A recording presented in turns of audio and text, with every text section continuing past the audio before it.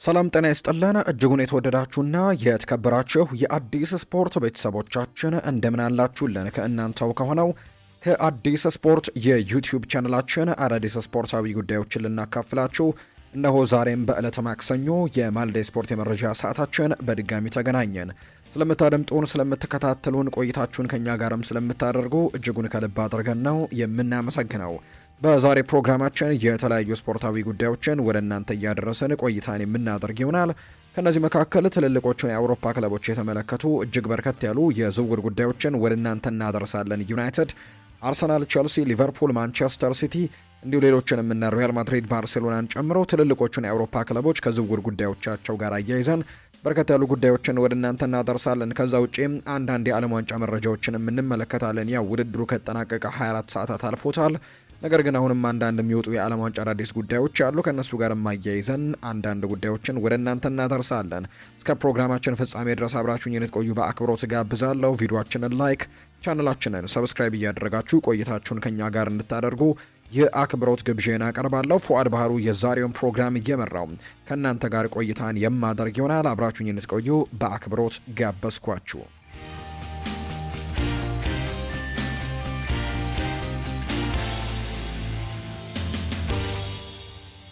የዓለም ዋንጫ መረጃዎችን በማስቀደምን ጀምር። ህመሙ ለማገገም ጊዜ ወስዳል ብሏል። ሊዮኔል ሜሲ ነው ይህንን ሀሳብ የሰጠው። ስፔናዊያን ግን እንኳን ደስ አላችሁ ሲልም ሀሳቡን አጋርተዋል። አርጀንቲናዊው ኮከብ ሊዮኔል ሜሲ ከዓለም ዋንጫው ፍጻሜ ጨዋታ በኋላ በማህበራዊ ትስስር ገጹ ላይ አንድ መልእክትን አጋርተዋል። ህመሙ በጣም ከባድ ነው ሲል ነው ሊዮኔል ሜሲ የሚናገረው። ለማገገም ጊዜ ወስዳል፣ ነገር ግን ጥሩ ጎኖችንም አስባችኋለሁ ሲልም ጭምር ነው የተናገረው። አክሎም ቡድኑ በውድድሩ የማይረሱ ትዝታዎችን እንደጻፈና ከምርጥ ቡድኖቹ አንዱ መሆኑንም እንዳረጋገጠ ጭምር የተናገረው። ሊዮኔል ሜሲ በመልእክቱ ስለተደረገለት ድጋፍና መልእክትም ምስጋናውን አቅርበዋል።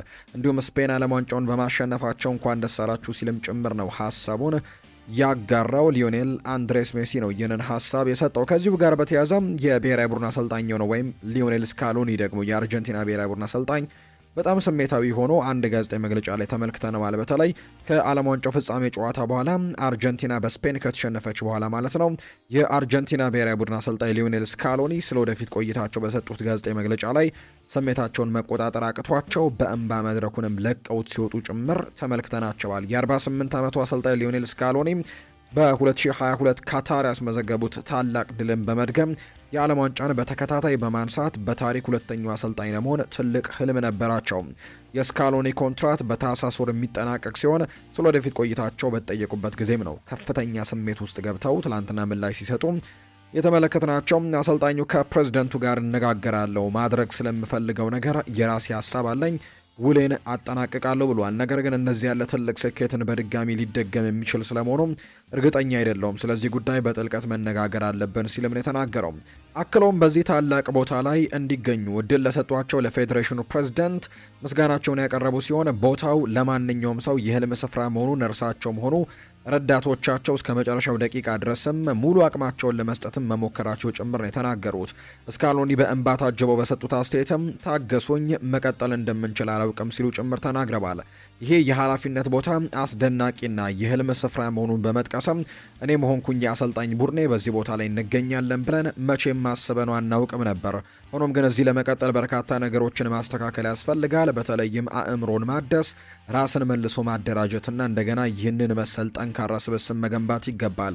ይህንን መሰል ስብስብ በድጋሚ መፍጠር ደግሞ እጅግ በጣም ፈታኝ ነው ሲሉ ምናልባት መልቀቃቸው አይቀሬ እንደሆነ የሚያሳዩ አይነት አስተያየቶችን የሰጡት አሰልጣኙ ንግግራቸውን ሲያጠቃልሉ ነገሩ በጣም ያማል፣ በጣም አዝኛለሁ በማለት መድረኩ ላይ ለነበሩት ጋዜጠኞችም ይቅርታ ጠይቀው ከመቀመጫቸው ተነስተው በእንባ ታጅበው ነው አዳራሹን ለቀው እንደወጡ ጭምር የተመለከት ነውና ምናልባት ታህሳስ ላይ ኮንትራታቸው ከተጠናቀቀ በኋላ ከአርጀንቲና ብሔራዊ ቡድን ጋር ሊለያዩ የሚችሉበት እድሉ እንዳለ ነው በትልቁ ሀሳቦቻቸውን ትልልቅ የመረጃ ምንጮች እየተናገሩ እንደሚገኝ ዘገባው እየጠቆመ የሚገኘው።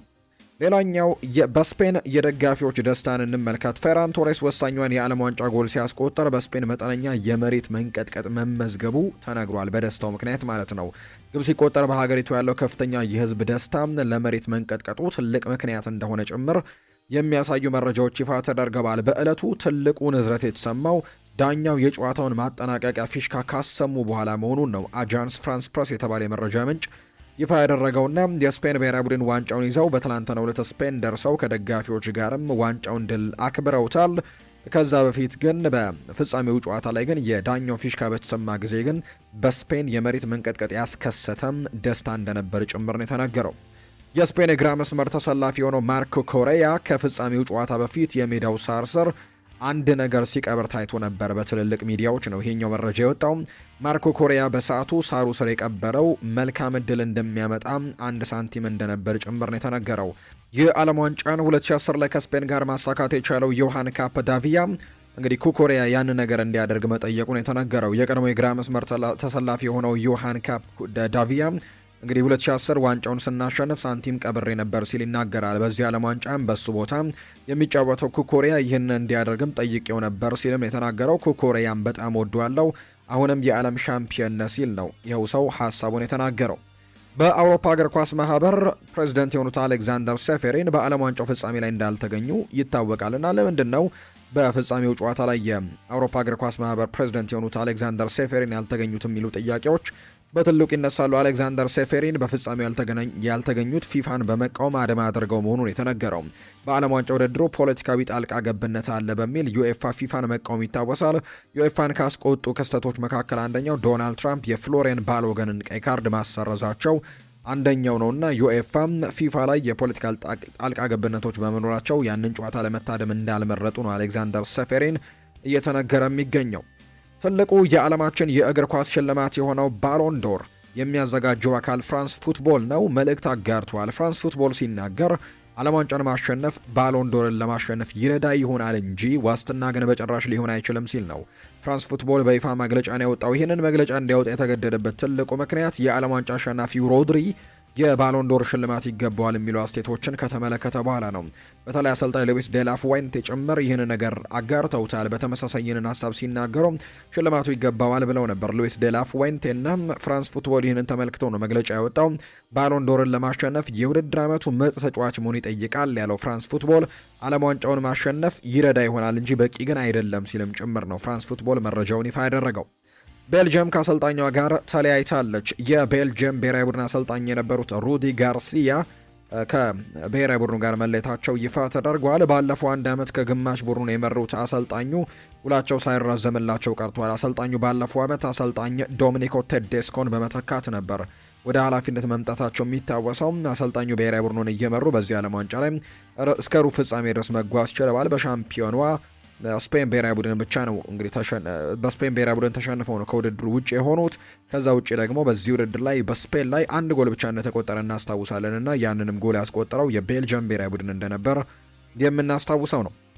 ሌላኛው ከአሰልጣኝ ቅጥር ጋር የሚነሳው ጉዳይ የጣሊያን ብሔራዊ ቡድን ፍላጎት ነው። ፔፕ ጓርዲዮላን ለመቅጠር ንግግር እንደጀመሩ ይፋ ተደርጓል። የጣሊያን እግር ኳስ ፌዴሬሽን አሰልጣኝ ፔፕ ጓርዲዮላን ለመሾም ንግግር መጀመራቸው ነው የተገለጸው። በተለይ ፌዴሬሽኑ ፔፕ ጓርዲዮላ የአሰልጣኝ ጊናሮ ጋቱሶን ቦታ እንዲተኩ ለማሳመን እየሞከሩ ነው። በተለይ አሁን ጣሊያን ብሔራዊ ቡድን በተከታታይ የዓለም ዋንጫዎችን መሳተፍ አልቻለችም እና በተለይ 2006 ላይ ጣሊያን ሻምፒዮን ከሆነች በኋላ ከዛ በኋላ ያሉት የጣሊያን የዓለም ዋንጫ ተሳትፎች እጅግ በጣም አስቸጋሪ ሆነዋል። ከዛ በኋላ ደግሞ በቅርቡ ደግሞ የነበሩ 12 ዓመታት ውስጥ ወይም 3 የዓለም ዋንጫዎች ላይ ደግሞ ጭራሽ የተሳትፎን እድል እንኳን ማግኘት አልቻሉም እና በዚህ ምክንያት ጣሊያን በእግር ኳሷ ላይ በጣም ትልቅ ለውጦችን ለማድረግ ጥረት እያደረገች ትገኛለች። አሰልጣኝ ጂናሮ ጋቱሶንም ማሰናብታ አሰልጣኝ ፔፕ ጓርዲዮላን ለመቅጠር በጣም በትልቁ ጥረት እያደረገች ነው። አሰልጣኝ ጊናሮ ጋቱሶ ጣሊያን ዓለም ዋንጫ ለመግባቷን ተከትሎ ከኃላፊነት መልቀቃቸው አይዘነጋም። የጣሊያን እግር ኳስ ፌዴሬሽን ቴክኒካል ዳይሬክተር ፓብሎ ማልዲኒ ፔፕ ጓርዲዮላን ለማነጋገር ወደ ባርሴሎና ማቅናታቸውን የተነገረው። ፔፕ ጓርዲዮላ ስራውን ስለመቀበላቸው ገና እየተረጋገጠ ነገር እንደሌለ ነው ስካይ ኢታሊያ የተባለ የመረጃ ምንጭም ይፋ እያደረገ የሚገኘው። አሁን ደግሞ ክለቦችን የተመለከቱ ስፖርታዊ ጉዳዮችን ወደ እናንተም እናደርስ ውድ ቤተሰቦቻችን። የአርሰናል ጉዳዮችን በማስቀደምን ጀምር።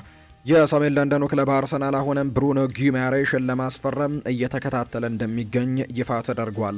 ኒውካስል ዩናይትድ በያዘው አቋም የሚቀጥል ከሆነ ግን አርሰናሎች ሌሎች አማራጮችን መመልከት ሊጀምሩ እንደሚችሉ ነው ይፋ እየተደረገ የሚገኘው።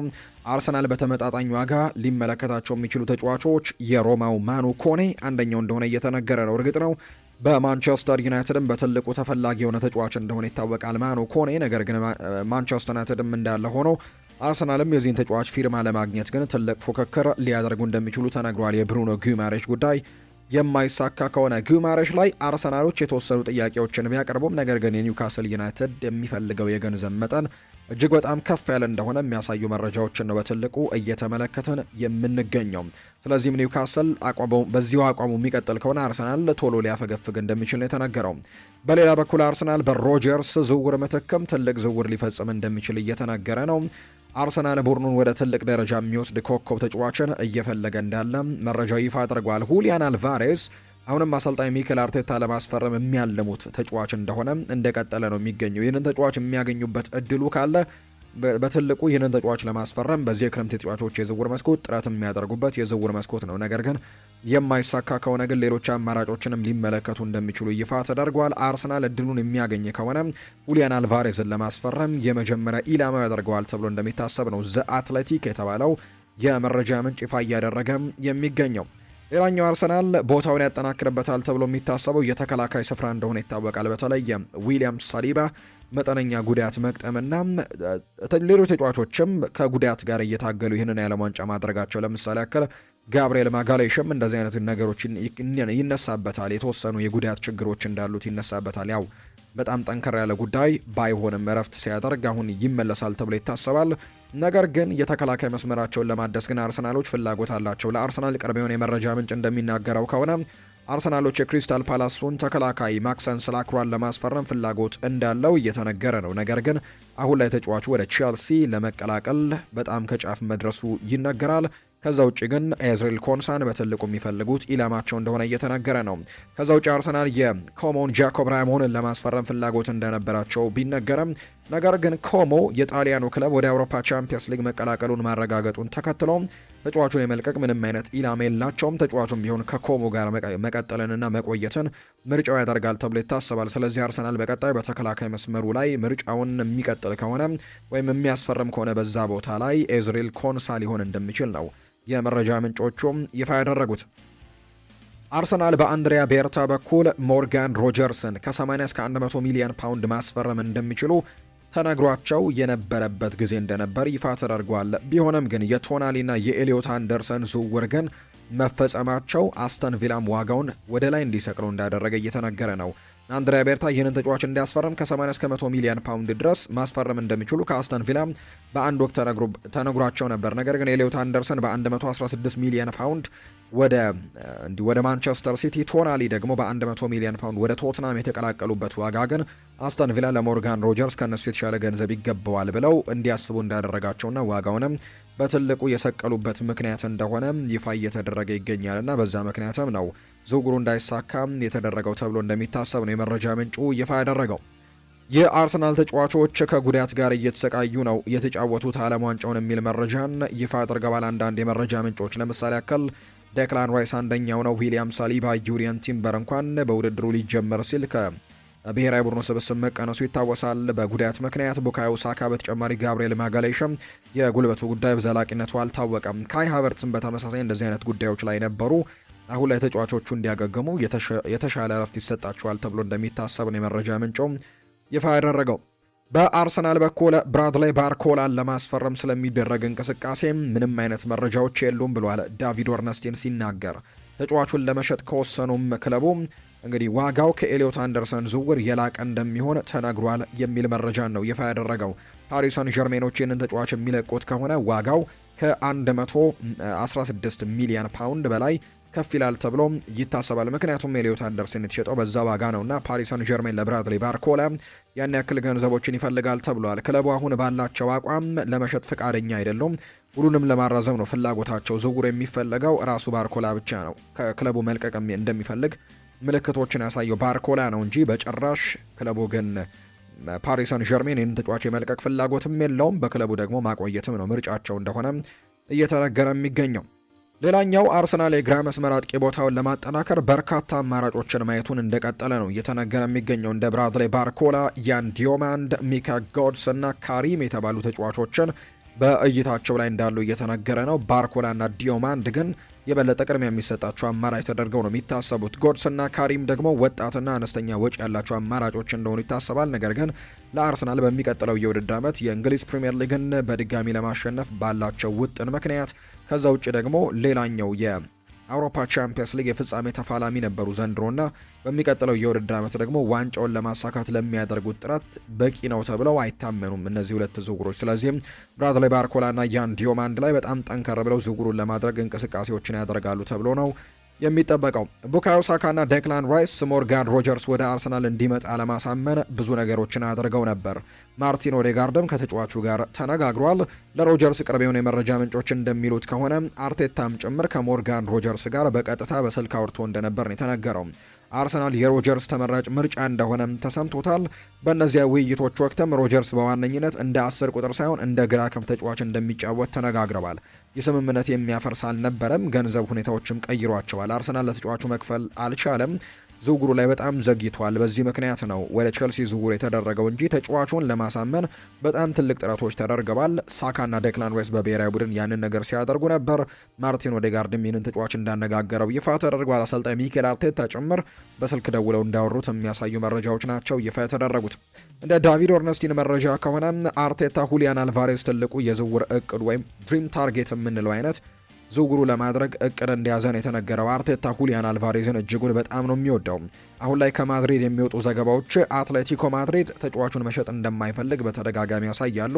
ሆኖም ግን አርሰናል ቀዳዳ የሚገኝ ከሆነ ወይም እድሉ የሚገኝ ከሆነ ሁሊያን አልቫሬዝን ለማስፈረም ግን ሁሌም በተጠንቀቅ ዝግጁ ሆኖ ይህንን ዝውውር ለመፈጸም እየጠበቀ እንደሚገኝ የሚያሳይ መረጃ ነው እየወጣም የሚገኘው።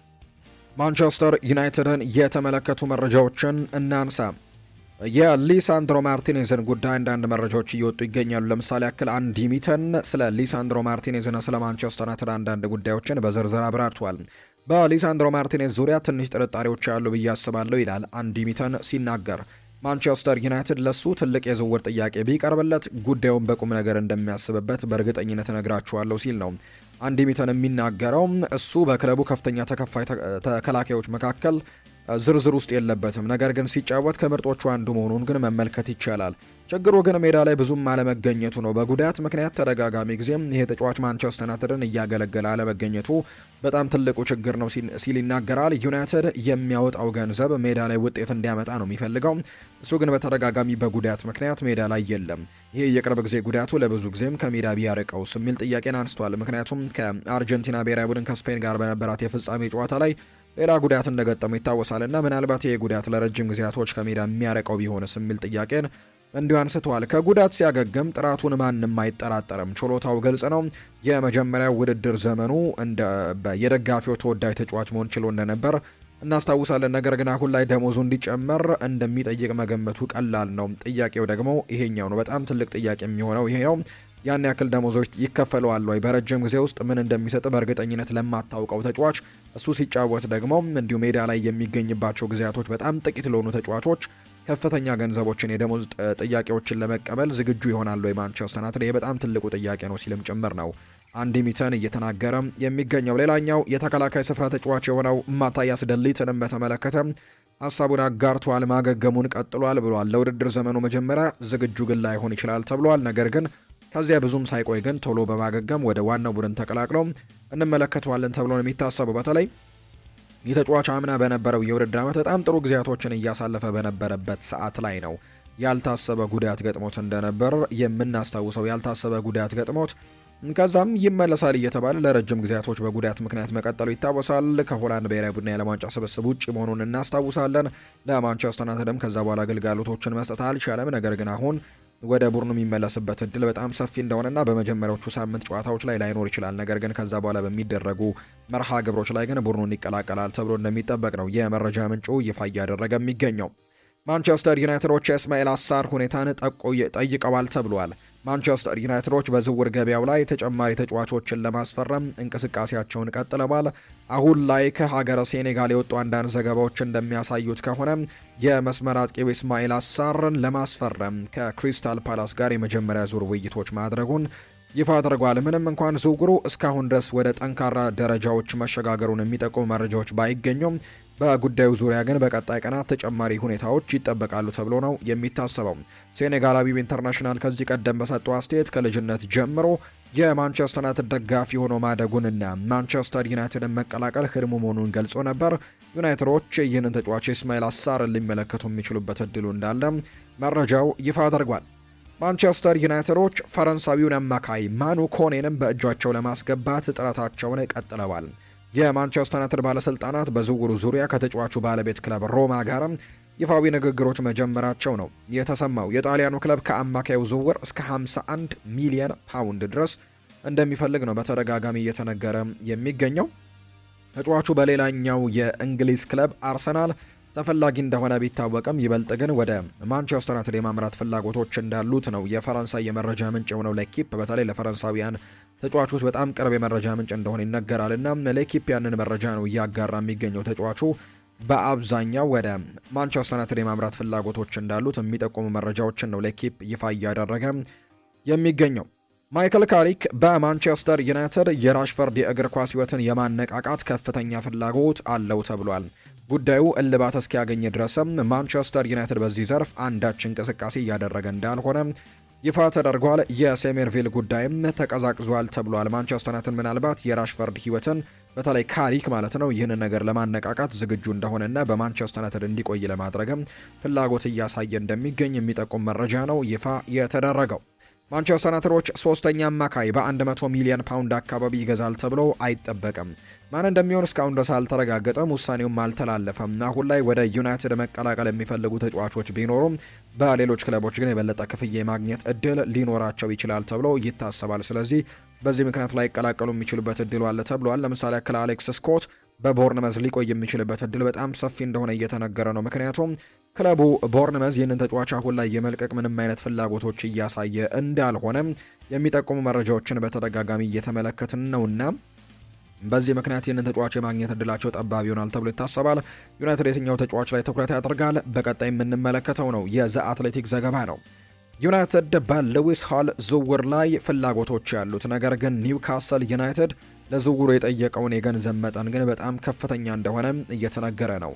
በመሆኑም ማንቸስተር ዩናይትድ አሁን ባሉበት ተጫዋቾች ላይ ትኩረት ሊያደርጉ ይችላሉ። በዚህ መሰረት ሌኒ ዮሮ በቀይ መስመር ተከላካይነት፣ ዲኤጎ ዳሎና ናሰር መዝራዊ ደግሞ እንደ አማራጭነት ለመጠቀምም ይቻላል ተብሎ ነው የሚታሰበው። ለግራ መስመር ተከላካይነት ደግሞ እንደ አማራጭነት ፓትሪክ ዶርጉ አሉ፣ እንዲሁ ዲኤጎ ሊዮንም አለ። ከዛ ውጪ ሉክ ሾው በቋሚነት ይቀጥላል ተብሎ ይታሰባል። ኑሱር ማዝራዊም በተለይ በሞሮኮ ብሔራዊ ቡድን በዚህ ዓለም ዋንጫ ውስጥም በዛ ቦታ ላይ ሲጫወት ተመልክተነዋል። በተለይ የአችራፍ ሀኪሚ በቀኙ በኩል መኖሩን ተከትሎ ይህ ተጫዋች ነሱር ማዝራዊ በግራው ሲጫወት በደንብ ተመልክተነዋልና ጥሩ ጊዜያቶችን አሳልፈዋል። ስለዚህ በዛ ቦታ ላይ እንደ ሌላኛው አማራጭ ሊመለከቱት ይችላሉ ተብሎ ይታሰባል። ነገር ግን ኑሱር ማዝራዊን በተመለከተ ግን አንዳንድ ክለቦች ጥያቄዎች እያቀረቡ እንዳለ ይታወቃል። ዩናይትድ ግን ለኑሱር ማዝራዊ ምንም አይነት ጥያቄዎችን እንደማይቀበሉ ነው ይፋ ያደረጉት። ማንቸስተር ዩናይትድ በዚህ የክረምት የዝውውር መስኮት ኑሱር ማዝራዊ ለሽያጭ እንደማይቀርብ ነው በይፋም ማረጋገጫ የሰጡት። ምንም እንኳን የጣሊያኑ ክለብ ኤሲ ሚላንን ጨምሮ አንዳንድ ክለቦች ተጫዋቹን ለማስፈረም ፍላጎቶች ቢያሳዩም ዩናይትድ ግን ለሞሮኮዊው ተጫዋች የሚቀርቡ ማናቸውንም ጥያቄዎች እንደማይቀበል ነው ይፋ ያደረጉት። ተጫዋቹ በበኩሉ በማንቸስተር ዩናይትድ ቤት ደስተኛ እንደሆነና በክለቡም ደግሞ የመቆየት ፍላጎቱ ከፍተኛ እንደሆነ ጭምር እየተነገረ ነው። ስለዚህ ኑሱር ማዝራዊ ከማንቸስተር ዩናይትድ ጋር ይለያያል ተብሎ በጭራሽ እንደማይጠበቅ ነው መረጃው ይፋ ያደረገው። ዩናይትድ ወጣት ተጫዋቾች ላይ ትኩረቱን አድርጓል። ማንቸስተር ዩናይትድ የቲነን ቶምሰንን ዝውውር ካጠናቀቀ በኋላ በእንግሊዝ የሚገኙ ጥሩ አቅም ያላቸው ወጣቶችን እየተመለከተ ነው ተብሏል። ማንቸስተር ሲቲ እና ማንቸስተር ዩናይትድ እንዲሁ ሊቨርፑልን ጨምሮ ከሌሎች ክለቦች ወጣት ተጫዋቾችን ለማስፈረም በንግግር ላይ እንደሚገኝ ነው ዩናይትድ የተነገረው። ከነዚህ ኢላማዎች መካከል አንደኛው የ16 ዓመቱ የማንቸስተር ሲቲ አማካይ የሆነው ካሪም ካሲም የሚባለው ተጫዋች ነው። ዩናይትድ ለረጅም ጊዜ እቅድ የሚሆን ተጫዋችን ወደ ማንቸስተር ዩናይትድ ለመሳበም በትልቁ ሁኔታ ላይ እየሰሩ እንደሚገኙ ይፋ ተደርጓል። ታዳጊዎች ከአካዳሚው አልፎ ለዋናው ቡድንም ግልጋሎት እንዲሰጡ እንደታሰበ ጭምር ነው ዘ አትሌቲክ መረጃውን ይፋ ያደረገው። ታይነን ቶምሰን በቅድመ ውድድር ዘመን ጨዋታዎች ላይ በዋናው ቡድን የሚሳተፍ ይሆናል። ከቡድኑ ጋር ከተላመደ በኋላም ለቀጣዩ የውድድር ዘመን ለግራ ክንፉ ጥሩ አማራጭ ሆኖ ሊያገለግል እንደሚችል ጭምር የሚጠቁሙ መረጃዎችን ነው እየሰማን የምንገኘው። በአጠቃላይ ዩናይትድ ግን ታዳጊ ኮከቦች ላይም ወደፊት ኮከብ ይሆናሉ ተብለው የሚጠበቁ ተጫዋቾች ላይም ትልቅ ትኩረት ሰጥተው እየሰሩ እንደሚገኝ የመረጃ ምንጮቹ ይፋ እያደረጉ ይገኛሉ። የቼልሲን ጉዳዮችን እንገራቸው። አለን ሺረር ቼልሲ ሞርጋን ሮጀርስን በ117 ሚሊዮን ፓውንድ ለማስፈረም ስላደረገው ስምምነት ሀሳቡን ሰጥቷል። ኤሊዮት አንደርሰን በ116 ሚሊዮን ፓውንድ ከተዘዋወረበት ቅጽበት ጀምሮ ለቀጣዩ ትልቅ ዝውውር ሂሳቡ ያ እንደሚሆን የታወቀ ነገር ነበር ሲል ይናገራል አለን ሺረር።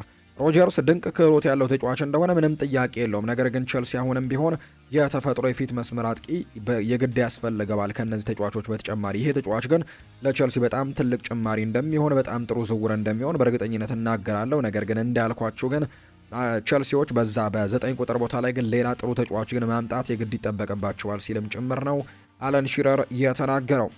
ሌላኛው የተነሳው ጉዳይ ደግሞ ቼልሲ ቢያንስ 2 ተጨማሪ ዋና ተጫዋቾችን ለማስፈረምና ከተጫዋቾች ሽያጭ ከ300 ሚሊዮን ፓውንድ በላይ ለማግኘት እቅድ እንደያዙም ይፋ ተደርጓል። እስካሁን 140 ሚሊዮን ፓውንዶችን ከተጫዋቾች ሽያጭ መሰብሰብ ችለዋል። ለምሳሌ ያክል ማርኮ ኮሬያ ዝውውር የምናስታውሰው ነው። ሌሎችም ወደ ኤቨርተን ያመራው ተጫዋችን ጨምሮ ሌሎች በርከት ያሉ ዝውውሮችን ማድረጋቸውን ይታወሳል። እነ ታይሪክ ጆርጅ ማለት ነው በርከት ያሉ ዝውውሮችን አድርጓል። እስካሁን 140 ሚሊዮን ፓውንድ ከተጫዋቾች ሽያጭ አግኝቷል። ነገር ግን እስከ 300 ሚሊዮን ፓውንድ ለማግኘት ነው እቅድ እንዳላቸው እየተነገረ የሚገኘው። ከሞርጋን ሮጀርስ ጋር በተያዘ ሌላኛው የሚነሳው ጉዳይ ግን ትናንትና የሕክምና ምርመራውን ማድረጉ ይታወሳል። የ6+1 ኮንትራትም ይፈርማል። 6 ዓመታት ኮንትራት ይፈርምና ተጨማሪ 1 ዓመት የማራዘም አማራጭ ይኖራቸዋል ቼልሲዎች። ስለዚህ ትናንትና ግን የሕክምና ምርመራውን እንዳደረገ ነው ይፋ እየተደረገ የሚገኘው። ሞርጋን ሮጀርስ የሚከፈለው ደሞዝ በቼልሲ በሚተገበረው የደሞዝ መዋቅር መሰረት ነው። ጥሩ ብቃት ካሳየም እንደነ ኮል ፓልመር፣ እንደነ ሞይስ ካይሴዶ፣ እንደ ጃክሰን ሁሉ የደሞዝ ጭማሪ ይደረግለታል። እንዲሁም ቼልሲ ቀጣይ ሲዝን ደግሞ ቻምፒየንስ ሊግ ከተሳተፈና እንደ ቡድን ለሁሉም ተጫዋቾች ደሞዝ ጭማሪ እንደሚደረግም የሚታወቅ ጉዳይ ነውና በእነዚህ ምክንያት ደሞዞቹ ከፍ ሊሉለት ይችሉ ይሆናል እንጂ አሁን ላይ በጣም ጥሩ የሚባል ተመጣጣኝ ገንዘብ እንደሚከፈለው ነው የመረጃ ምንጩ ዘ አትሌቲክ እየተናገረ እንደሚገኝ ዘገባው የጠቆመው። ሌላኛው ከቼልሲ ጋር የሚያያዘው ጉዳይ ፔፕ ጃቫሪያም ቻቪ አሎንዞ በጣም የሚፈልገው ተጫዋች ነው።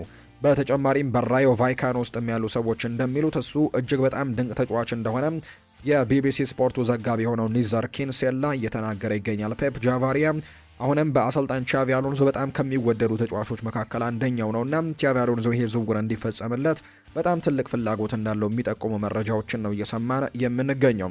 ቼልሲ ከፔፕ ቻቫሪያ ጋር የሚደረጉ ድርድሮች መቋረጡን ተከትሎ ከማክሲ አሮሆ ጋር የነበራቸው ውይይትን እንደገና አሁን ይጀምሩታል ተብሎ ይታሰባል። ምንም እንኳን ፔፕ ጃቫሪያን በጣም ቢፈልጉትም ነገር ግን ዝውውሩ የመሳካት ነገሩ በጣም እየተቀዛቀዘ መምጣቱን ተከትሎ ነው ሌላ አማራጮች እየተመለከቱ የሚገኙት። በዓለም ዋንጫው ላይ ዩራጓይ በጣም ጠንከር ያሉ ጊዜያቶችን ማሳለፍ ባትችልም ነገር ግን በነበሩት የምድብ ጨዋታዎች ላይ በጣም ጥሩ ብቃት ካሳዩ የዩራጓይ ተጫዋቾች መካከል አንደኛው ይሄ ማክሲ አሮሆ እንደነበር እናስታውሳለን። የስፖርቲንግ ሊዝበን ተጫዋች ነው። በጣም ጥሩ ጊዜያቶችን በፖርቱጋል ሊግም እንዲሁ ማሳለፍ ችሏል።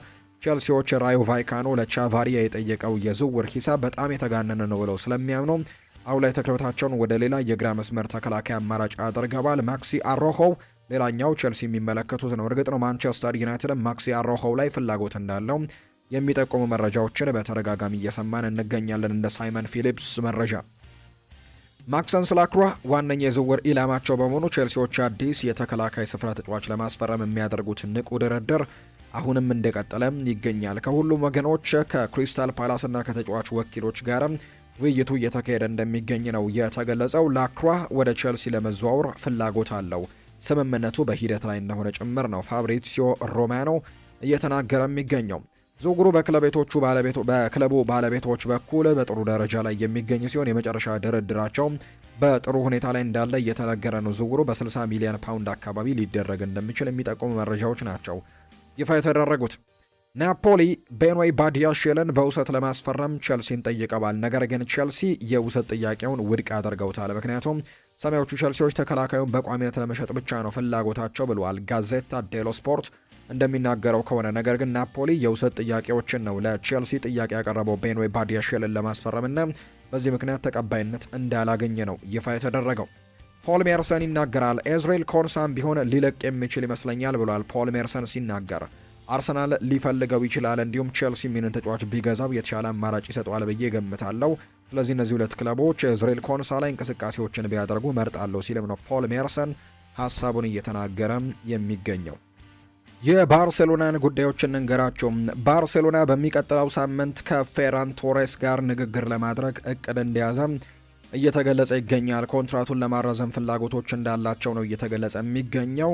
ስለ ወደፊት እቅዱ ለመነጋገር አቋሙን ለመረዳትም እቅድ ለማውጣትም እንዳሰቡ ጭምር ይፋ ተደርጓል። ክለቡ ግልጽ ነበር፣ እስከ ሴፕቴምበር ድረስ በፌር ፕሌይ ምክንያት የእድሳት ውይይት አይጀምሩም ነበር። ፓሪስ ሰን ዠርሜን ሁኔታውን እየተከታተለ እንደሚገኝ ይፋ ተደርጓል። ከዛ ውጭ ግን የእንግሊዙ ክለብ ሊቨርፑልም የዚህ ተጫዋች ፈላጊ እንደሆነ የሚያሳዩ መረጃዎች ትላንትና እየወጡ ይገኛሉ።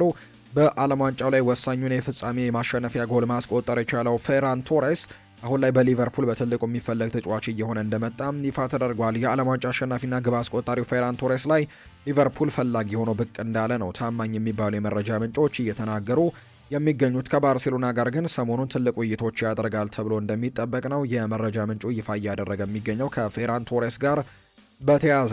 ሌላኛው በባርሴሎና ቤት የሚነሳው ጉዳይ የሁሊያን አልቫሬስ ጉዳይ ነው።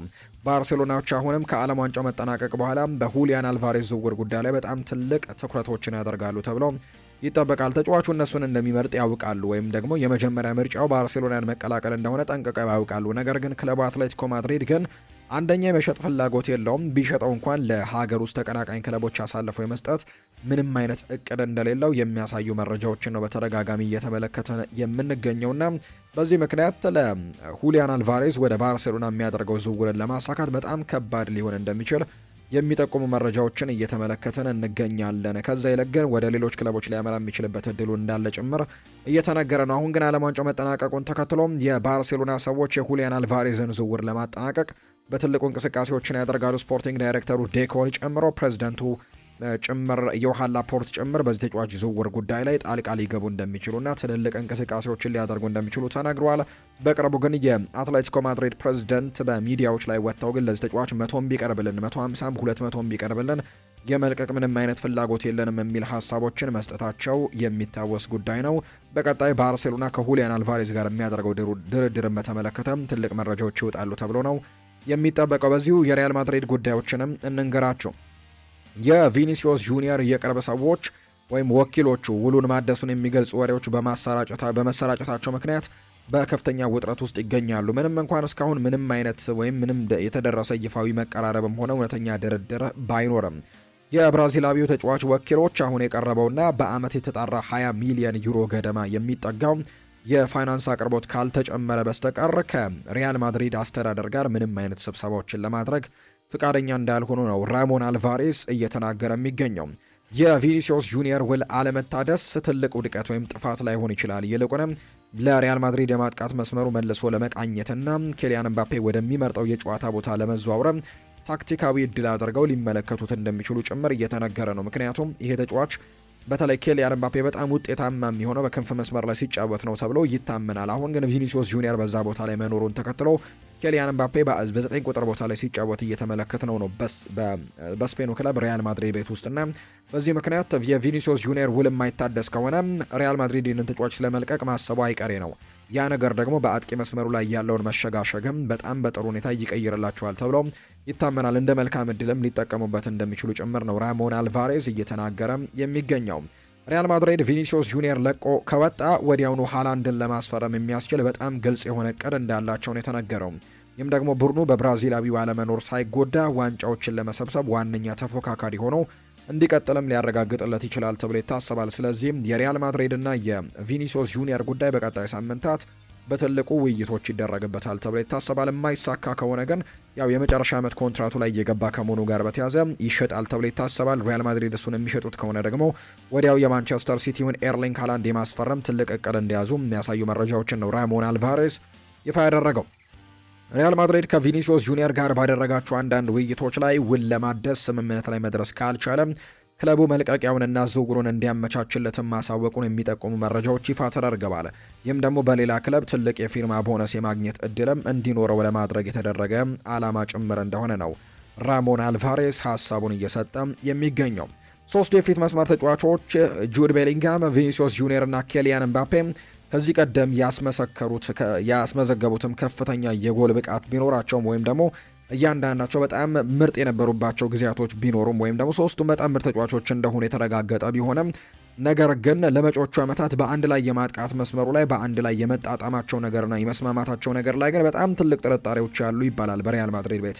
የእነዚህ ሶስት ተጫዋቾች ኬሚስትሪ ይሰራሉ ላይ በጣም በትልቁ የሚጠየቅ ጥያቄ ነው። ሰሞኑን እንኳን አንድ ጨዋታ በተለይ እናስታውሳለን፣ በዓለም ዋንጫው ላይ እንግሊዝና ፈረንሳይ ጨዋታን ማድረጋቸው እናስታውሳለን እና በዛ ጨዋታ ላይም ጁድ ቤሊንጋም እና ኬሊያን ኤምባፔ የሰላምታ ልውውጦችን አላደረጉም የሚል በጣም ትልቅ ተቃውሞዎች ሲነሱ እንደነበር ጭምር እናስታውሳለን እና በሁለቱ ተጫዋቾች መካከል ያለው ጉዳይ ምንድን ነው የሚሉ ጥያቄዎች በትልቁ እንዲነሱ አድርጎ ነበር። ከጨዋታው መጠናቀቅ በኋላ ኬሊያን ኤምባፔ ይህ ጥያቄ ቀርቦለት ነበር። እርግጥ ነው ሁለታችን አልተጨባበጥንም፣ ነገር ግን ባለፈው ዓመት አንዳንድ ውጥረቶች ነበሩ ሲልም ጭምር ተናግሯል። ኬሊያን ኤምባፔ በግልጽ ነው ይህንን ሀሳብ የተናገረው። ነገር ግን ያ ማለት ግን ክለባችንን ለመጥቀም የግድ እንደዚህ አይነት ነገሮችን ማድረግ ይኖርብናል ብለን አናስብም። በሚቀጥለው የውድድር ዓመት ጆዜ ሞሪኒዮ አዲስ አሰልጣኝ ሆኖ መጥቷል። ስለዚህ በሱ ስር በጣም ጠንክረን እንሰራለን፣ ዋንጫ ለማምጣትም በጋራ እንፋለማለን ሲል ነው ኬሊያን ኤምባፔ የተናገረውና የእነዚህ ተጫዋቾች ኬሚስትሪ በቀጣይ ለሪያል ማድሪድ ምን ያክል ነገሮችን ማምጣት ይችላል የሚለው በርካቶች በጉጉት የሚጠብቁት ጥያቄ ሆኗል። ነገር ግን በክለቡ ዘንድ ግን ጥርጣሬዎች ያሉ የጁድ ቤሊንጋም የቪኒሲዮስ ጁኒየር እና የኬሊያን ኤምባፔ ኢንዲቪዥዋል ብሪሊያንሳቸው ወይም ኢንዲቪዥዋል ብቃታቸው በጣም ትልቅ እንደሆነ ቢታመንም በጋራ ግን ያ ነገር ይሰራሉ ወይ በጣም ትልቅ ጥርጣሬዎች እየተነሱ እንደሚገኝ ነው የተገለጸው። ሮድሪ ከማንቸስተር ሲቲ የኮንትራት ጥያቄዎች ቀርበውለት ነበር። ነገር ግን ሮድሪ ያንን ነገር ውድቅ እያደረገ እንዳለ ይፋ ተደርጓል። በተለይ አሁን ላይ ወደ ስፔን ማምራት ትልቅ ፍላጎቱ እንደሆነና ከዛ ውጭ ደግሞ ሪያል ማድሪድን መቀላቀል በትልቁ እያለመ እንደሚገኝ የሚያሳዩ መረጃዎች ናቸው ከሮድሪ ጋር በተያያዘ እየወጡ የሚገኙት። ክለቡን ለመቀላቀል በእጅጉ በጣም ይፈልጋል። ይህንን እድል ለማግኘትም እያለመ እንደሆነ ጭምር ነው እየተነገረ የሚገኘው። ዝውውሩ እንዲቀዛቀዝ ያደረገው ምክንያት ፍሎሬንቲኖ ፔሬዝ ነው። እሱ እንግዲህ እስካሁን አልተማመነበትም ወይም ደግሞ የተጫዋች እንዲመጣ ፍላጎት አላሳየም። ነገር ግን የሪያል ማድሪድ ሌሎች የበላይ አመራሮች ግን በፍሎሬንቲኖ ፔሬዝ ስር ያሉ ሌሎች አመራሮች ግን ፍሎሬንቲኖ ፔሬዝን ለማሳመን በጣም ትልቅ ጥረቶችን እያደረጉ ነው። በተለይ በዓለም ዋንጫው ላይ ያስመለከተው አቋምን ተከትሎ የዓለም ዋንጫው የውድድሩ ምርጡ ተጫዋች ተብሎ መሸለሙንም ጭምር እናስታውሳለን እና በዓለም ዋንጫው ላይ የስፔን ብሔራዊ ቡድን የተቆጣጠረበት መንገድ በጣም ድንቅ መሆኑን ተከትሎ ሪያል ማድሪዶች በድጋሚ ተጫዋች ላይ አይናቸውን እንዲጥሉ ማድረግ ይፈልጋሉ። እነዚህ የበላይ አመራሮችና ፍሎሬንቲኖ ፔሬዝ በቶሎ የተጫዋች እንዲመጣላቸው ፍላጎቱ አላቸው። ፍሎሬንቲኖ ፔሬዝ ቶሎ ተጫዋቹ እንዲመጣ ለማድረግ እያስማሟቸውና እያግባቧቸው እንደሚገኙ ጭምር የተነገረው። ፍሎሬንቲኖ ፔሬዝ ግን በዚህ ጉዳይ ላይ አንዳንድ ጥርጣሬዎች አላቸው። አንደኛ ከተጫዋቹ ጋር ፍላጎት እንደሌላቸው ይነገራል። ሌላኛው የባሎን ዶር ያሸነፈበት ዓመት ላይ ከቪኒሲዮስ ጁኒየር ጋር የተፈጠረው ውዝግቦችን የምናስታውሰው ነውና በዛ ምክንያት ክለቡን እንዲቀላቀል እንደማይፈልጉ ጭምር የሚያሳዩ ነገሮች ያሉ። ነገር ግን ሮድሪ ወደ ሪያል ማድሪድ ሊመጣ የሚችልበት እድልና የሪያል ማድሪድ ፕሬዝደንቶችም ጭምር የተወሰኑ የሀሳብ ለውጦችን ሊያደርጉ እንደሚችሉ ነው በርካቶች እየተናገሩ የሚገኙት። አዲሱ የሪያል ማድሪድ ተጫዋችና የስፔን ብሔራዊ ቡድን አባል የሆነው የዓለም ዋንጫ ሻምፒዮኑ ማርኮ ኮሬያ ይናገራል። ሮድሪ ለኛ በጣም አስፈላጊ ተጫዋቻችን ነው ሲል ነው የሚናገረው። አንዳንድ ጊዜ ነገሩ በግብ ለማስቆጠር ወይም ደግሞ ለግብ የሆነ ኳስን አመቻችቶ ማቀበል ወይም አሲስት ማድረግ ላይ ብቻ አይደለም ትኩረት ማድረግ ያለብን። እሱ ሁሉንም ነገር ይቆጣጠራል፣ ቡድኑንም ያደራጀዋል። መቼ ጫና መፍጠር እንዳለብንና መቼ ማጥቃት እንዳለብን የሚቆጣጠረው እሱ ነው። በጫና ውስጥ በምንሆን ጊዜ ሁሉ በሱ በኩል እንድንጫወት እድል ይሰጠናል። የዓለም ዋንጫው ወርቃማ ኳስም ይገባዋልና ለዚህ ብሔራዊ ቡድን በጣም ወሳኙ ተጫዋች እንደነበር ሁላችንም እናውቃለን ሲል ነው የተናገረው። በፍጻሜው ጨዋታ ላይ አንድ ውዝግብ ተፈጥሮ እንደነበር እናስታውሳለን። በተለይ ኤንዞ ፈርናንዴስ ፓው ኩባርሲ ላይ በሰራው ጥፋት በቀይ ካርድ በተሰናበተበት ቅጽበት ማርኮ ኮሬያ የተወሰነ አፉን ሸፍኖ ከሊዮኔል ሜሲ ጋር ሲነጋገር እንደነበር እናስታውሳለን እና አፍን በመሸፈን ምክንያት በቀይ ካርድ እንድትወጣ ሜሲ ለዳኛው ቅሬታ አቅርቦ ነበር። ምንድነው የተፈጠረው የሚል ጥያቄ ቀርቦለት ነበር። ኮሬያ ሲናገር የቡድን አጋሮቹ በጣም ጠበኛ እየሆኑ እንደሆነ እየነገርኩት ነበር ሲል የተናገረው። እጄ አፍ ያጠገብ እንደሆነ እንኳን አላስተዋልኩም ነበር። ወዲያውኑ ነው እጄን ያነሳሁት። ሜሲ ያልኩትን እያወቀ እንደዚያ ማድረግ አልነበረበትም። ይሄ በጣም ትልቅ ጥሩ ያልሆነ ድርጊት ላይ ያደረገው ሲልም ጭምር እንዲሁ ሀሳቡን ሰጥቷል። ነገር ግን እኔም የቡድን አጋሮችህ በጣም ጠበኞች እየሆኑ ነው የሚል አይነት ሀሳብን ብቻ ነው ለሊዮኔል ሜሲ ያደረስኩት ሲልም ጭምር ነው ማርኮ ኮሬያ ሀሳቡን እየሰጠ እንደሚገኝ የመረጃ ምንጩ ይፋ እያደረገ እንደሚገኝ ዘገባው የጠቆመው። ሊቨርፑሎች በክረምት ተጫዋቾች የዝውውር መስኮት የቦርንመስ አጥቂ የሆነው ረያንን ለማስፈረም ፍላጎት እንዳላቸው የሚያሳዩ መረጃዎች ያሉ። የ19 ዓመቱ ብራዚላዊ የእንግሊዙን ክለብ ከተቀላቀለ በኋላ ጥሩ ብቃትን እያሳየ ነው የሚገኘው። ባለፈው የውድድር ዘመን ሁለተኛዋን አጋማሽ ለቼሪዎቹ ቦርንመዞች 5 ግቦችን አስቆጥሮ 2 አሲስቶችን አድርጓል። ከፕሪሚየር ሊጉ ጋርም በፍጥነት የተላመደ ሲሆን በዓለም ዋንጫው ወቅትም ለብራዚል ብሔራዊ ቡድን ተጠርቶ እንደነበር እናስታውሳለን። ደማቅ የወደፊት እጣ ፈንታ ያለው አስደናቂ ተሰጥኦ እንደሆነ ምንም ጥርጥር የለውም። እናም ሊቨርፑል ሊፈጠር ለሚችለው ዝውውርም መረጃዎችን መጠየቅ ጀምረዋል ተብሏል። ከቲም ቶክ የወጣ ዘገባ እንደሚያመለክተው አዲሱ የሊቨርፑል አሰልጣኝ አንዶኒ ኢራኦላ ለቦርንመዝ አብረውት ለሰሩ የብራዚል አጥቂ ብቃትም ያደንቁታል። ሊቨርፑል በጥያቄያቸው መሰረት ዝውውሩን ለማጠናቀቅም ይፋዊ ቅናሾችን ያቀርቡ እንደሆነ ማየቱ አስደሳች ያደርገዋል ተብሎ ነው የሚታሰበው። ተጫዋቹ ውድ ሊሆን ይችላል። በኮንትራቱ ላይ 130 ሚሊዮን ፓውንድ የመልቀቂያ ክፍያ ወይም ሪሊስ ክሎዝ ያለበት ተጫዋች እንደሆነ ነው በርካቶች እያነሱ እንደሚገኝ የመረጃ ምንጩ እየጠቆመ የሚገኘው። ስለዚህ ይህንን ያክል ገንዘቦችን ወይም ደግሞ ከፍተኛ ገንዘብ ይሆናል ተብሎ ይታሰባል። የትኛውም ክለብ እንደሱ ላሉ ገና ለውጤት ያልበቁ ተሰጦችን ያን ያክል ገንዘቦችን ለመክፈል ፍቃደኛ እንደሚሆን አይታሰብም።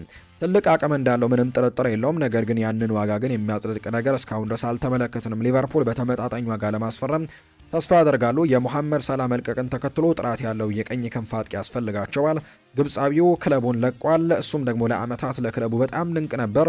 እሱን መተካት ለሊቨርፑል ቀዳሚ ተግባር ይሆናል። እስካሁን ድረስ በግራ ክንፍ አጥቂነት የሚጫወተው ቪክተር ሙኞዝን አስፈርመዋል። ራያን ለእነሱ እንግዲህ ተስማሚ ይሆናል። ለሊቨርፑል የመጫወት እድል ለወጣቱ ማጥቂ አስደሳች ነው። ይሁን እንጂ የተለጠፈበት ዋጋን ግን ከግምት ውስጥ በማስገባት ዝውውሩ በጣም ከባድ ሊሆን እንደሚችልና አጠራጣሪ ሊሆን እንደሚችል የሚያሳዩ መረጃዎችን ነው በትልቁ እየተመለከትን የምንገኘው። ስለዚህ የመሳካት እድሉ በጣም ጠባብ ሊሆን እንደሚችል የሚያሳዩ መረጃዎችን በትልቁ እየተመለከትን እንገኛለን። ሊቨርፑሎች ግን አሁንም ራያንን ለማስፈረም እንቅስቃሴያቸውን ይቀጥላሉ። ከዛ ውጭ ግን ሌሎች አማራጮችንም አሁንም መመልከታቸውን ይቀጥላሉ ተብሎ እንደሚታሰብ ነው የመረጃ ምንጮ ይፋ እያደረገ የሚገኘው። ሌሎች አማራጮችንም በትልቁ እየተመለከቱ ነው። ብራድሌይ ባርኮላ አሁንም የሊቨርፑል ቀዳሚ እጩ ሆኖ ይቀጥላል ተብሎ ይታሰባል። ቶተንሃም በዚህ ክለብ ውስጥ ሌላ ትልቅ የቡድን ውሳኔ ሊገጥመው ይችላል ተብሏል። ካፕቴናቸው ከሰሜን ለንደን ውጭ አዲስ ፈተናን እንደሚፈልግ ተዘግቧል። በተለይም ስፐርስ ለሚመጣው የውድድር ዘመን የበለጠ ተወዳዳሪ ቡድን ለመገንባት በሚሞክሩበት ወቅት ነው ልምድ ያለው የሜዳ ተጫዋቻቸው የተከላካይ ተጫዋቻቸውን ለማጣት እየተገደዱ የሚገኙት። ባርሴሎና ምንም እንኳን የስፔን ሻምፒዮን በአሁኑ ወቅት ትኩረታቸውንና የዝውውር በጀታቸውን በአብዛኛው የሚያደርጉት የአጥቂ መስመሩን በማጠናከር ላይ ቢሆንም አሁን ላይ ከዋና አማራጮቹ መካከል ግን አንደኛው ሆኖ ብቅ ብሏል። ክሪስቲያን ሮሜሮን ማስፈረም። ኢንተር ሚላንም ሁኔታውን እየተከታተለው ሲሆን ይህም በአውሮፓ በሁለት ታላላቅ ክለቦች መካከል ቀጥተኛ ፉክክር የመፈጠሩ እድል በጣም ሰፊ ያደርገዋል ተብሎ እንዲታሰብ አድርጎታል። እንደ ፋብሪዚዮ ሮማኖ ዘገባ የክሪስቲያን ሮሜሮ ተወካዮች ተከላካዩ በዚህ ክረምት መውጣት እንደሚፈልግ ለቶተናም ካሳወቁ በኋላ ባርሴሎና የክሪስቲያን ሮሜሮን ሁኔታ በቅርበት እየተከታተለ ነው። የ28 ዓመቱ ተጫዋች አዲስ ፈተናን እየፈለገ ሲሆን ወደ ስፔን የሚያደርገው ዝውውር ደግሞ ከፍተኛ ፍላጎቶች እንዲፈጥሩለትም ይታመናል ተብሏል። ፋብሪዚዮ ሮማኖ በተጨማሪም ደግሞ ኢንተር የአርጀንቲናዊውን ኢንተርናሽናል ተጫዋች እንዲሁ ሲከታተል እንደነበረና ስለሚቻልበት የዝውውር ውይይቶችም ከቶተንሃም ሆትስፐርስ ጋር ለማድረግም ፍቃደኛ እንደሆኑ ጭምር የሚያሳዩ መረጃዎች ናቸው የወጡት። ቶክ ስፖርት የተባለ የመረጃ ምንጭ እንደሚናገረው ከሆነ በተመሳሳይ ባርሴሎና የክሪስቲያን ሮሜሮ ተመራጭ መዳረሻ ሊሆን እንደሚችል ዘግቧል። ምንም እንኳን አትሌቲኮ ማድሪድ እና ኢንተር ሚላን አሁንም ፍላጎት ቢኖራቸውም የባርሴሎና ወቅታዊ ቅድሚያ የሚሰጠው ሌላ አጥቂ ማስፈረም ነው። ይህ ማለት ግን ለተከላካይ መስመር የሚያደርጉት ጥረት ወዲያውኑ ላይፋጠን ይችላል። ይህ ለኢንተር እድል ሊሰጥም ይችላል። ነገር ግን የጣሊያኑ ክለብ አሁንም የቶትናም የገንዘብ ጥያቄን ማሟላት ይጠበቅበታል ተብሎ ነው የሚታሰበው። የረጅም ጊዜ ኮንትራት ቶትናም በሁኔታው ባለቤት እንዲሆን አድርጎታል። ስፐርስ በዝቅተኛ ዋጋ የቀረበለትን ቅናሽ እንዲቀበሉ የሚገፋፋ ምንም አይነት ምክንያት የለም። ስካይ ስፖርት በነሐሴ 2025 እንዳረጋገጠው ክሪስቲያን ሮሜሮ እስከ 2029 ድረስ የሚያቆይ ኮንትራት የ4 ዓመታት አዲስ ኮንትራትን ተፈራርሟል። የእሱ የአመራር ሚናና የረጅም ጊዜ ስምምነት ቶትናም በጥሩ ድርድር ቦታ ላይም ያስቀምጣቸዋል ተብሎ ይታሰባል። ክሪስቲያን ሮሜሮ በእርግጥም መውጣት ከፈለገ ግን ቶትናም በሩን ሙሉ በሙሉ መዝጋት የለበትም። ደስተኛ ያልሆነ ካፕቴንን ማቆየት በዋና የቡድን ግንባታ ወቅትም አላስፈላጊ እንደሆነ ነው የሚታመነው። ሆኖም ግን ስፐርስ ከፍተኛ ክፍያን መጠየቅ ይኖርባቸዋል። ሮሜሮ ልምድ ያለው የፕሪሚየር ሊግ ተከላካይ፣ የዓለም ዋንጫ አሸናፊና አሁንም በስራው ጥግ ላይ የሚገኝ ተጫዋች ነው። ለዚህም ባርሴሎና ወይም ኢንተር ሚላን በዚህ መሰረት ክፍያቸውን ከፍተኛ አድርገው እንዲከፍሉ ይጠበቅባቸዋል ተብሎ ነው የሚታሰበው። አንድ ዝውውር መጨረሻ ላይ በሁለቱ ሰዎች ሊጠቅም ይችላል ተብሎ ይታሰባል። ነገር ግን ቶትናም የተጫዋቹ ፍላጎት ቦታውን እንዲዳከም መፍቀድ የለባቸውም። ከባድ ቅናሾች እስካልመጡ ድረስ እሱን ማቆየትና ለሚመጣው የውድድር ዘመንም ሙሉ ቁርጠኛነት እንደሚያሳይ መጠበቅ ይኖርባቸዋል ተብሎ ይታሰባል። ካልሆነ ግን ይህንን ተጫዋች በመልቀቅ ሌሎች ተጫዋቾችን በዛ ቦታ ላይ ማምጣት ይችላሉ ተብሎ ይታመናል። እርግጥ ነው እስካሁንም የመጧቸው የተከላካይ ስፍራ ተጫዋቾች እንዳሉ ይታወቃል። እነ ማርኮስ ሴንሲም እነ ዣን ፖል ቫን ሄክም ወደ ክለቡ መቀላቀላቸው የሚታወስ ጉዳይ ነው። የተወደዳችሁና የተከበራችሁ ቤተሰቦቻችን ለዛሬ ያዝንላችሁ አዳዲስ ጉዳዮችን የተመለከትንበት የአዲስ ስፖርት የማለዳ ፕሮግራማችን ይህንን ይመስል ነበር። ቆይታችሁን ከኛ ጋር ላደረጋችሁ በሙሉ እጅግ ላቅ ያለ ምስጋናችንን ለእናንተ ማቅረብ እንወዳለን። ፉአድ ባህሩ የዛሬውን ፕሮግራም እየመራው ከእናንተ ጋር ቆይታን አድርጌያለሁ። የተለያዩ ርዕሰ ጉዳዮችን የተለያዩ አዳዲስ መረጃዎችን ያካተትንበት የዛሬ ፕሮግራማችን ይህንን ይመስል ነበር። በምሽቱ ፕሮግራማችን ሌሎች ስፖርታዊ ጉዳዮችን ሌሎች አዳዲስ መረጃዎችን አካተን በድጋሚ ተመልሰን የምንገናኝ ይሆናል። ስላደመጣችሁኝ ስለተከታተላችሁኝ ቆይታችሁን ከኛ ጋር ስለነበር ከልብ አድርጌ ያመሰገንኩኝ። እንዳይረሳም ሀሳብ አስተያየት ካላችሁ ኮሜንት ቦክስ ላይ ስምና አድራሻችሁን እየጠቀሳችሁ ልታደርሱን ትችላላችሁ። በምሽቱ ፕሮግራማችን ላይ መልሰን የእናንተን የውድ ቤተሰቦቻችንን ሀሳብ አስተያየት መልሰን ወደ እናንተው የምናደርስ ነው የሚሆነው። ለዛሬ ስላደመጣችሁኝ ከልብ አድርጌ ያመሰገንኩኝ። መልካም ጊዜ መልካም ቀን እንዲሆንላችሁም ነው በአክብሮት የምመኘው።